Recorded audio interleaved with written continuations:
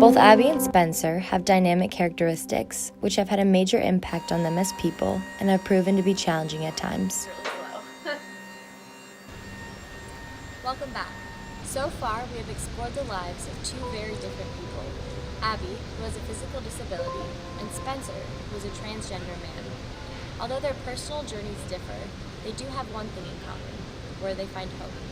Coming up next, we will see how religion has given these two people comfort despite their daily struggles. Stay tuned.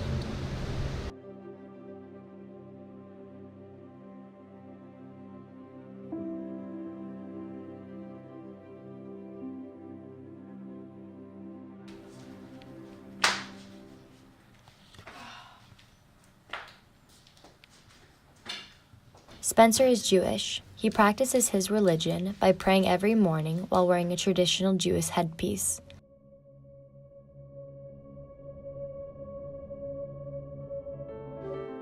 When Spencer began his transition,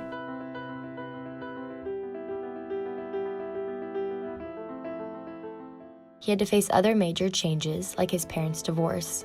He said that in times of hardship like this, religion seemed to be the only constant in his life.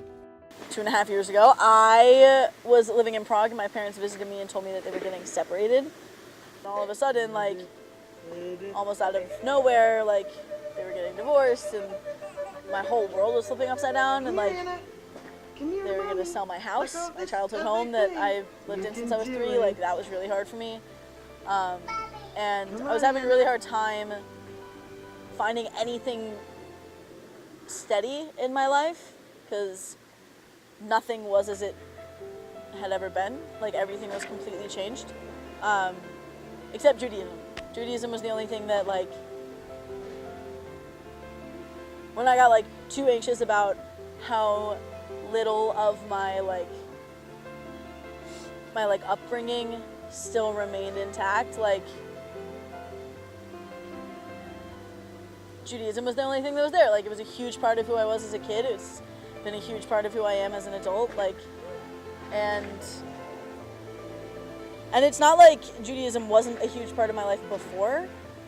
It was just less part of my life, like, than it is now, but, like, it was still a very big part of my life. As we have followed Spencer throughout his journey, he has told us before that his religion would not interfere with the fact that he is transgender. The therapist that I was, like, seeing out here asked me some other questions. She was like, are you worried that it'll, like, interfere with your religion? And in certain sects of Judaism, it absolutely would. There are certain sects of Judaism that don't allow for people to be different in any way. I don't identify with those sects of Judaism. Nothing against them, just not my identity. I don't view the Torah as, like, everything in the world. Like, I think that we've advanced a lot and we are not the same people we were back when the Torah was, like, written. So in reality it hasn't, and I don't think that it ever will. I love my religion. I connect to it. It's, like, the consistent in my life. So I don't necessarily think it'll change anything. Obviously, there will be some things that I can't do in the religious world, in terms of, like, Orthodox Judaism, but in terms of, like, conservative and Reform Judaism, I think I'm pretty in the clear, which is nice, really nice, actually. Abby is a devout Christian. Through her religion, she has been able to find strength in God despite being limited by her wheelchair. My faith is definitely the thing that I rely on when I'm dealing with any of these things. Because from my perspective, like, the world and, like, everyone knows that, like, the society just, like, sucks sometimes. And there's, like, only so much that we can do about it. And so for me, just, like, dealing with any of, like, the struggles that I've faced, the only thing that's really been able to help me through any of those things is God. And so that is a huge part. That's, like, for me, that's the biggest part of my identity, is that I am a Christian. And I know everyone has their own thing, but I am always willing to talk to people about, like, how it's helped me, and how that can help other people with what they're going through. With this, her faith has also given her a sense of belonging on Chapman University's campus. The one person I knew who went here referred me to InterVarsity because she knew I was looking for a Christian club. And so I got connected with them before school even started at the end of orientation week. And so they have become some of my closest friends. And then I'm also on the worship team for the large group that happens once a week. So I play keyboard and I sing.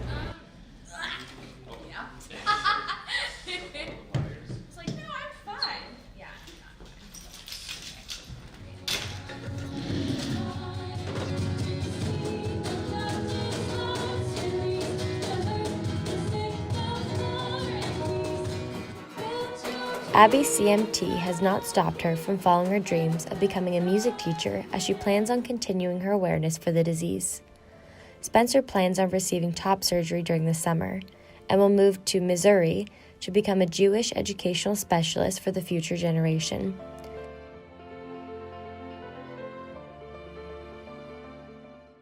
Through their found strength in religion, both will continue to persevere through the next step of their journey, faith guiding them along the way. Thanks for joining us on this episode of Identity.